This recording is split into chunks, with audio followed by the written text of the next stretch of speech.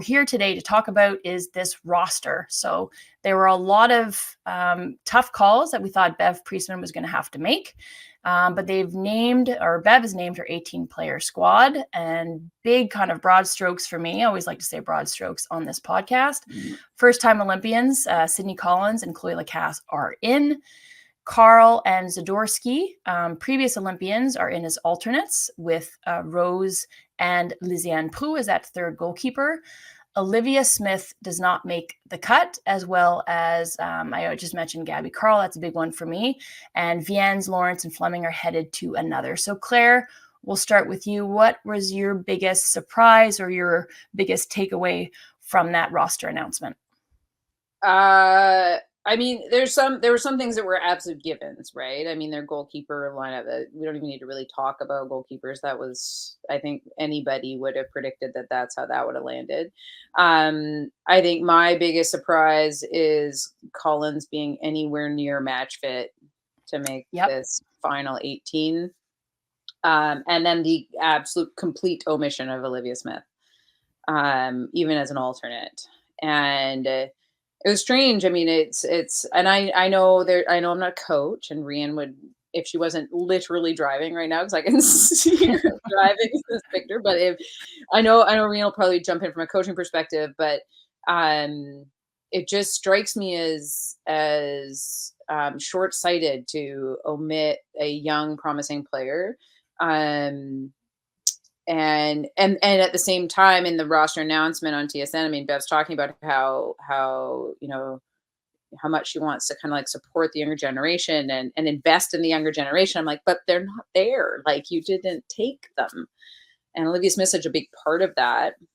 And I know there's been consistent comments about her fitness over the last year, because that was also the comment about her prior to and during the World Cup. But then do something about that, right? Like, it's been a year. Like, there should be, movement made there. And I know that maybe there's some work for her to put in, but I'm really surprised that she didn't make at least the final 22. Do you think that the conversation about fitness, and then there's also that conversation in Collins' case as well, like Bev mentioned about Collins being one of the fittest players on the squad, and yet playing with the courage she has not, like, she has no minutes under her belt since that ankle fracture. You can be the fittest player, Claire, we know this as players ourselves. And if you don't have those minutes, you don't have your footing in terms of match fitness and form and rhythm from playing regular minutes, it doesn't always translate. So maybe you can hit that second. But as it pertains to Smith, I think this fitness component, do you think that the concussion issues played into it a little bit and maybe slowed her down in terms of getting up to fitness, whether coming in as a super sub or being utilized, I mean, infrequently as it were, but as a starter? I mean, maybe I mean, that's really hard to say. I don't have any kind of like inside information about that, but, and I didn't necessarily expect her to like crack the starting 11 or anything, but, and if fitness is an issue, okay, fine. But like, I mean, she can bring her as your, 65th, 70th minute sub, right? Because she's proven that she can score. She's proven that she adds something that this team has desperately needed for a long time, and I think is starting to come around to being a little bit better at, which is like threat from distance around goal. I'm really surprised that I'm surprised, quite frankly, that she didn't crack the 22, but Heidema cracked the 18. Right. So that was kind of surprising to me, and I'm just, I mean, Collins hasn't played recently. I can't remember exactly when she fractured her ankle, but I mean, that's a good solid amount of time that you're in a boot at least. And I mean, I'm great. It's fantastic. She's back to kind of like fitness, but match fitness cannot be the importance of match fitness cannot be overstated. I believe the ankle fracture occurred just following the Gold Cup. Yeah. If I'm not mistaken. And then Bev also, I think it was on a TSN unveiling of the roster, talked about Collins' versatility. I almost said versatility. That's not a word. Yeah. Versatility in that she can play center back as well as that fullback, wingback position. And Bev mentioned in selecting a roster of 18 that players who can rotate around and fill gaps for her and almost act as a wild card, as it were, in terms of substitutions, is going to really play in her favor. It's one thing to say that she's versatile, which is great, but she hasn't done that internationally, at least not consistently, right? I mean, has she actually ever played? No, she never played. No, I believe she only has 6 caps. Yeah, and she's never rotated through there. So, like, I mean, it's one thing to say that, that's great. I mean, it's another thing to say, you know, Ashley Lawrence is a versatile player because she's actually played in multiple positions internationally. But like, yeah, so I think that's great. She even mentioned that, you know, Ashley Lawrence can rotate in as a center back. I was like, oh, what? Yeah, or a Janine Becky. I see the argument there. But let's go to Rian, because Rian is now joining us, not from her car, which is very exciting. So Rian, what was your biggest surprise or biggest takeaway when you saw that roster drop today? Well, I think Bev's been, I do think Sydney Collins was the bigger surprise, but that goes to show if a player is left-footed, nurture it, because it's a rare thing. And I think we've seen that in even the Euros going on right now, like naturally gifted left-sided players are in short supply. I think that she has had enough time to come back from, you know, bones heal faster than a lot of the other injuries, but Claire makes a great point about fitness. That's a big surprise. I think Desi surprises me not being on there as an alternate. Some of those decisions, I can't imagine how hard those calls were. But I think Bev has made some big calls in it, and we've been asking for that. So whether she's right or wrong, as in like, who knows, but she knows the players better than we do. This is her team. You know, she's made some really big calls. So I'm really like, it sounds really condescending. I don't mean to be, but I'm proud of her for doing her thing and not maybe being swayed by public opinion in this. No, I mentioned this on a Footy Prime podcast a little while ago. I want to kind of reframe and taking the condescension out of grown adults referring to friends or family members and you saying that you're proud of them. Like I want to start saying that more because I think it's important. You call it as you see it. But some people are going to ask the questions about whether or not Bev has learned any quote unquote lessons after a World Cup where she may be stuck with a little bit too much loyalty, like loyalty dictated her decisions with some of the calls that she made. And has she fallen into the same trap here with this 18 player roster for Paris? Yeah, I don't, time will tell, won't it? Because I think a lot of people had reservations part of the World Cup, and that spiraled into a pit of despair. So and it's so hard to know, right? Because players can really shine when given the moment. And I mean, I think back to like the Olympics that we went to, and I mean, prior to the opening match, people probably would have questioned me being there at times because like I wasn't playing well leading up to it. And I find that so interesting because I feel like I can remember the moment where I feel like I was able to turn it around, and it was in training, and we don't see what happens in training. So yeah, you're right. We don't know. I mean, I do give Bev credit for, there was one moment that she said, you know, sometimes you have to select the best team and not the best players. And you look at like England at the men's, the England men classically internationally pick all of the best big name players and then can't figure out what to do with them, right? And can't figure out how they play together. And I give her credit for thinking about it from a team perspective. And I'm actually really happy to hear her say that. And she did mention, referring back to the World Cup and decisions that she made, that she was going round pegs, square holes and trying to make players and their profiles and their qualities fit into a system. So I think now that they have a more clearly defined system that perhaps brings out the best in their best players, that it maybe made these decisions a little bit clearer for her. Yeah, because I also think the World Cup was not a good showing. I think Olivia Smith is an omission, by the way. But Yes. again, I like what Claire said. We don't know what the chemistry behind the scenes is either, right? And you've got to try and balance a lot of different things. But the World Cup was a problem for a lot of reasons. The round, putting the wrong players in the right, the structure, a lot of it, the decisions.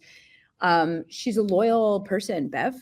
And the 18 roster is tough, but what you can do is you have to be ruthless to make the roster, and she's done that. The loyalty piece is, of course, still there. She's a man manager as well, Bev, but she doesn't have those people to feel guilty. But she's had those hard conversations. She can show up now at the Olympics with this roster and feel.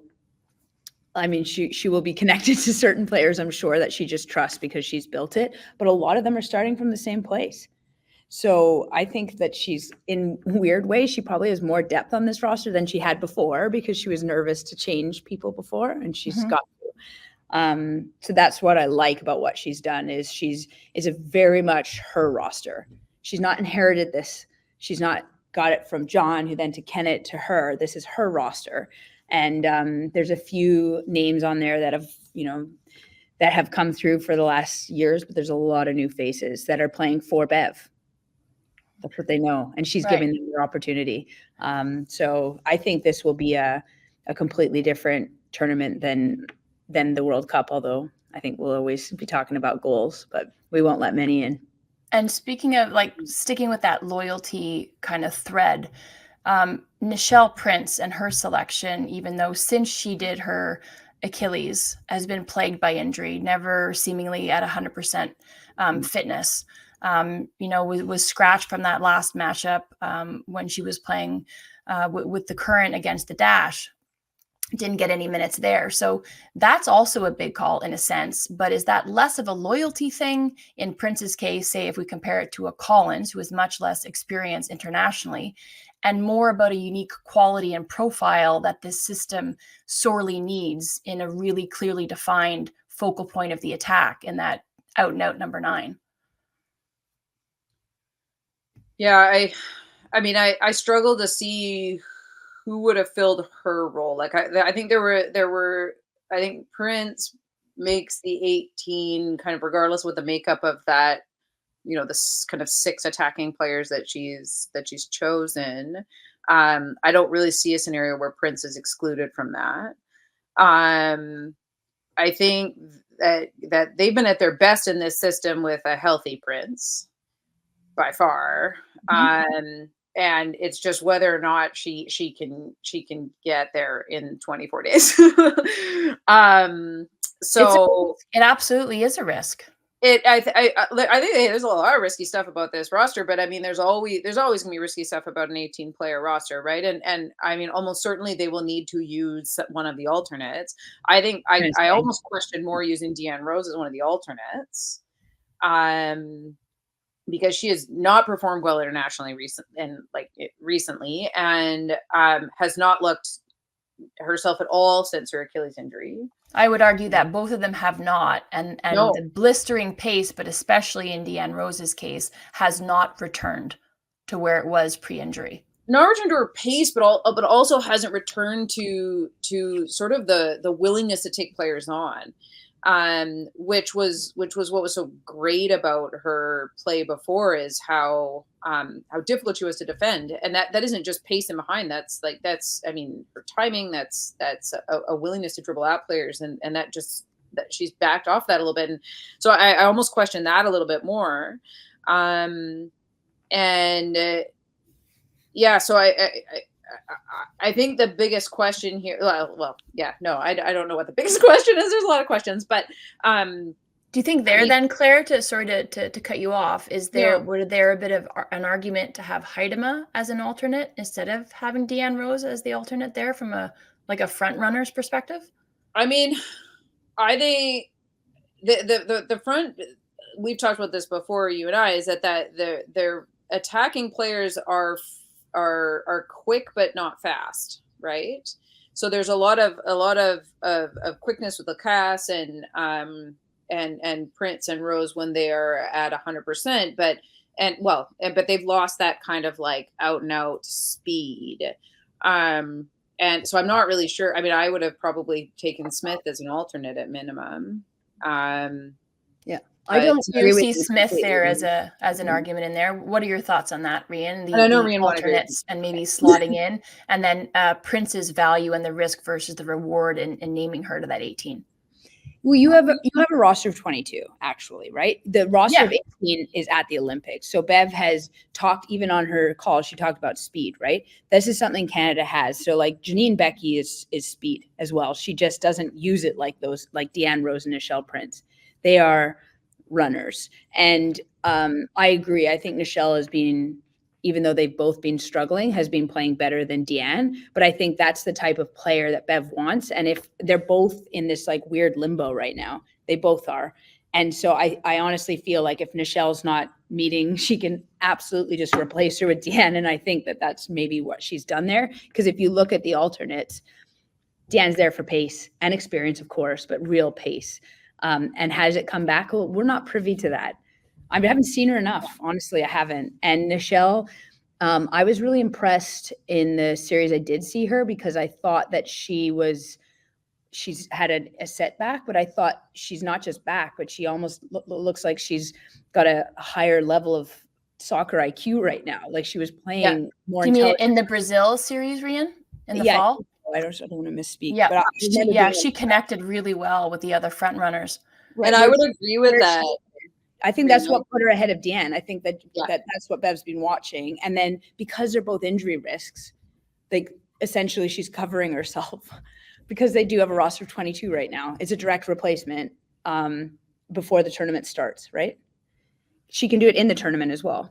Is that true? Correct? But I think Prince has worked her way more into that central role, whereas Rose, I'm not sure plays that role as well. She's far better on the like out wide, right? I mean, I would argue Smith's kind of a more 9-for-9 replacement. I mean, maybe not totally different type of player though. Like, no, I know that, but Deanne gets put out there because someone else is in the 9. I think you only play those players if you're trying to stretch a team. Yeah. If you just look at the team that Bev has picked, she does have speed. Like there's speed in that roster. Canada's always got speed, right? But you would only play those types of players if you're pulling that back line back because you want to play in front. Or hopefully you get a few breakaways on it. But the game has evolved to that level that there won't be that many teams you're getting behind. You're pulling them back, and Deanne will do that if she's at the 9. I don't think she's played at the 9 very often. I don't think that's her best position, but she won't be coming in to be an up and down winger. Like she's never done it. So let me ask you guys, you make good points though. Sorry, Claire, I was just going to say, because we still need to get to Gabby Carl, or I want to get to Gabby Carl and your thoughts on her inclusion as an alternate for the 3rd Olympics in a row. But do you think that considerations from Bev's perspective are the opponents? So like you're talking about speed and like pushing that back line back and looking for depth when you're attacking, like when you're looking at New Zealand and you're looking at France and you're looking at Colombia, does that weigh in her decision to put one player in that 18? I know you're saying we're looking at it more holistically from a 22 perspective, but do you think that Rian, as a coach, I'll put it to you first, is that something that Bev is considering, the opponent? Yeah, she'll have her 3 lineups for those games already. Like, as in they will change, but that's what you do, right? And then you have your core lineup, and then you have the peripheral players that you choose because they're going to do something against that opposition potentially, right? But she's always liked a speed player. She's always shown that. I mean, what our opinion is like one or the other. I don't know where they're at in their recovery. I know she said Nichelle's going early, that Kansas is letting her go early. So there's pieces there that honestly they'll know early doors. Yeah, and Bev also mentioned that the current and other club teams in NWSL specifically had helped her out a lot in getting minutes for Desi and for Nichelle against boys teams, which is good to hear. So like, even if you're not getting official match minutes, at least you're getting those situations. Yeah, and I mean, like, it just made me think, sorry, it's totally off topic, but like Sid Collins, we've all had injuries, right? A broken bone is so much better than the tendons, the muscles, and a groin, then a high hamstring, then It's a just calf. Oh yeah, injuries all then suck. soft Like, tissue. let's be honest, injuries suck, but you're working, like, she's actually been out for a while. I don't know what her return to play has been. Is she down in Florida, in Orlando? Where's she? Oh, Carolina. Courage. She's at the Courage.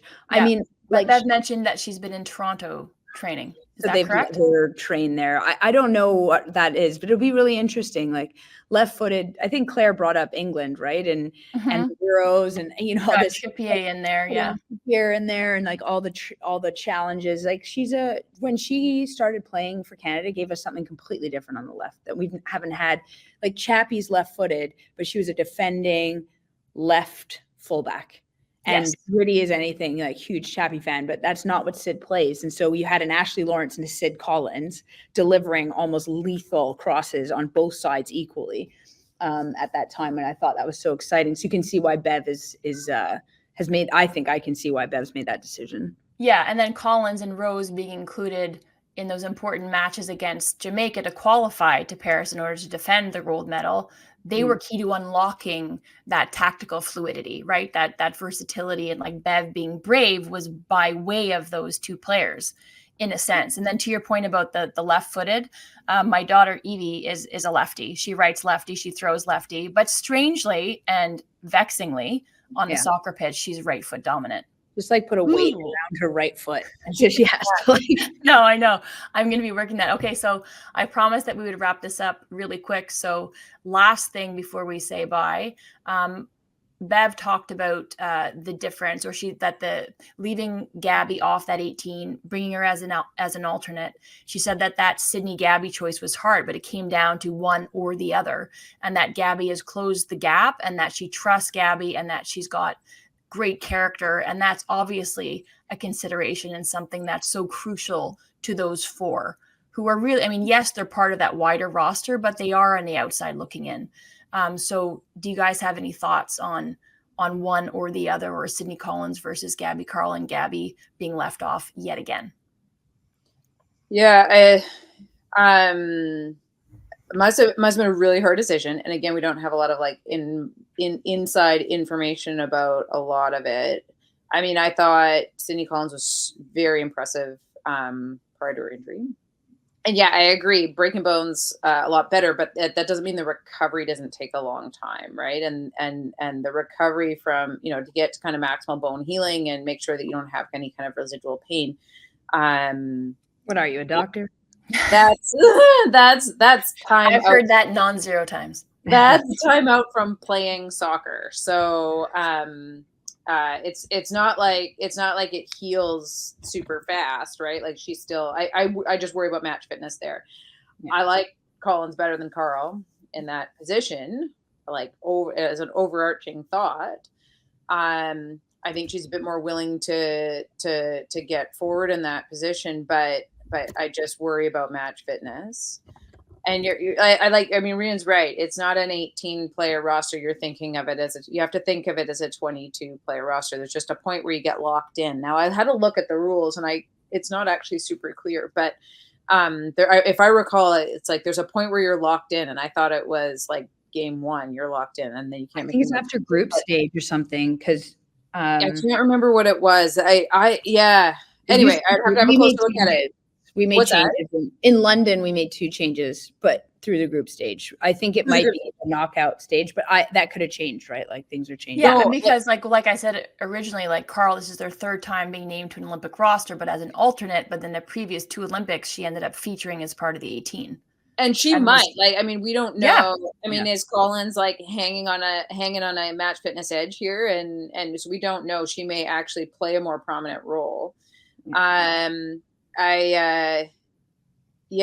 I did want to touch briefly on their midfield grouping, if that's okay. Yeah. I think the pairing that the pairing I'm most excited about in that kind of midfield too is Awujo and Fleming. I don't know how you guys feel about that, but I think that Awujo, I think Quinn holds, like, their instinct is to hold. And I think Fleming actually does better when she can do both attack and defend, and then she needs someone who can attack and defend too. So like this kind of playing off of each other, I think worked out a lot better with Alujo recently. And I hope we see that play out in the games.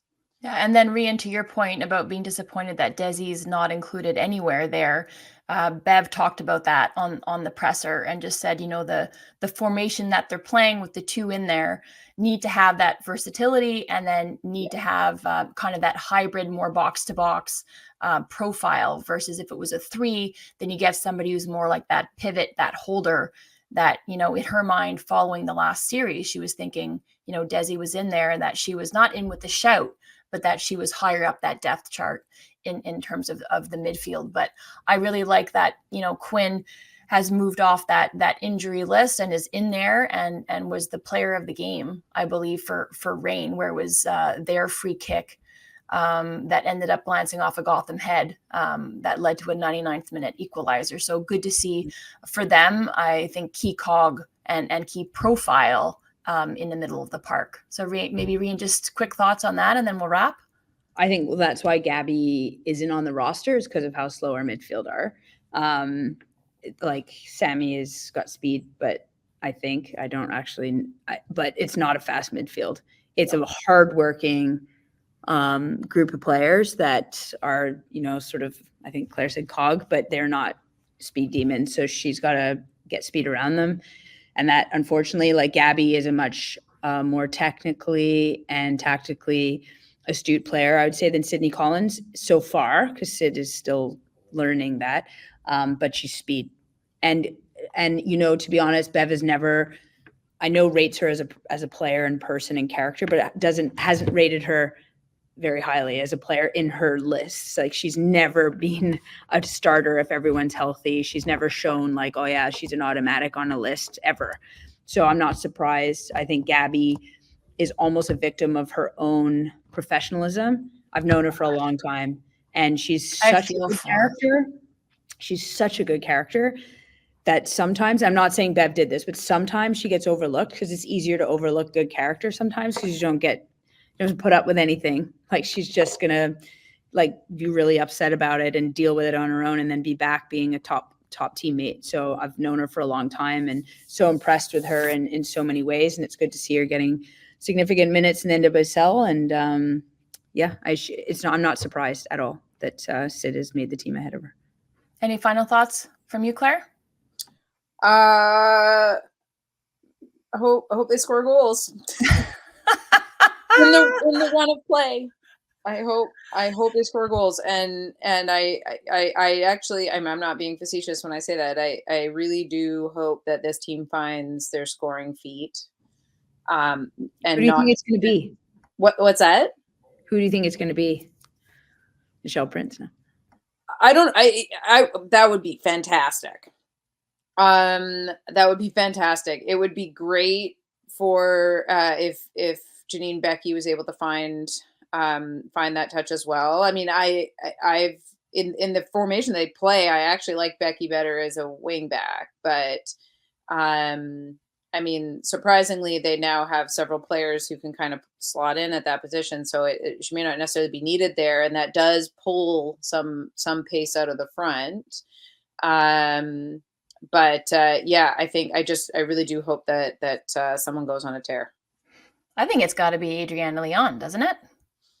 She's been on a tear for country. I think 9 goals already in this calendar year, 40 already for country for her.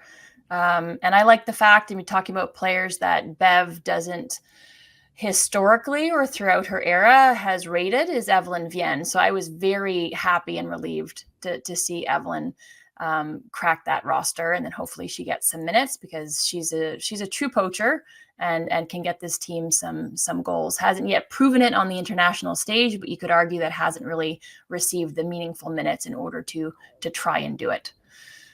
So can I just, sorry, I have to, like, it is crazy. You say true poacher, but like that is all their DNA. So like even Jordan is a poacher. Like they're getting goals in the 6, these players. And so you just look at this sort of like midfield that's not super plotting. Plotting. It's true though. I'm like the wingers have speed. You have to have speed. That's what she's doing. She's putting it on the wings, and you're hoping it's going to cut in and it's going to fall to someone. But how many, like Evelyn isn't going to beat many people for pace, so you're going to better be getting that in the box. And the same for Dree. Like Dree will go on a dribble and she'll score one outside the box every now and then, but the same type of goal. So, there is going to be pressure on Nichelle. Yeah. Because you have to be able to score in behind the back line as well as in front of it. So I think she'll get more minutes than we think, maybe. No, I agree. And I said earlier, they're not fast. I mean, they're fast, but this team does not have blinding pace. They right? do. They do, just not where you might want it. Who's their blinding pace though? Well, Janine is one of the fastest players. She just doesn't look it. I think that's why I like her as wingback better. Jade Riviere is incredibly fast. Mm-hmm. Jade Rose is not slow. Kenesha Buchanan is not slow. Ashley Lawrence is blinding fast if she wants to be. She just hasn't shown it. We have a lot of pace.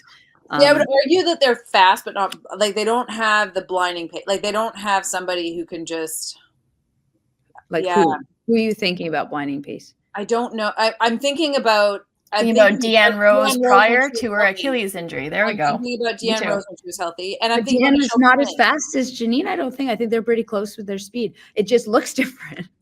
Really? Yeah, I think it's a type like Janine. When I look at her, reminds me of players who weren't necessarily quick off the mark. Like your first 2 or 3 steps, but seem to get faster the longer they would run. So it's not this great, not a great turn of pace, but then once, it kind of got going, not like a diesel engine, but like just grows as the game goes. And then that speed becomes more impressive because it's coupled with the engine, but it's not like, wow, like you're not wowed by it immediately because it's a flash of pace or speed. Yeah. Deanne for sure is faster in the first few steps, but I think that hitting the speed and maintaining it, I think we've got faster players that we've mentioned now than her. But I mean, the sports science can prove that or not, but it also has to be effective. It doesn't matter how fast you are if you're going the wrong way. That's the thing is I feel like that they may have it, they just don't show it, and that's why it makes it feel like they don't, right? So but Janine's running with the ball. Like Deanne is often running to make a run into space to receive the ball. Like they run differently, they play differently. It looks different. They do. And I think we just one of the things that I find this team will settle into is this playing in this big horseshoe around the back, which is great. They're possessing the ball, fantastic, but then not knowing how to kind of like not knowing how to hit, honestly, not knowing how to find that direct ball to hit somebody in behind. And anyway, I don't know.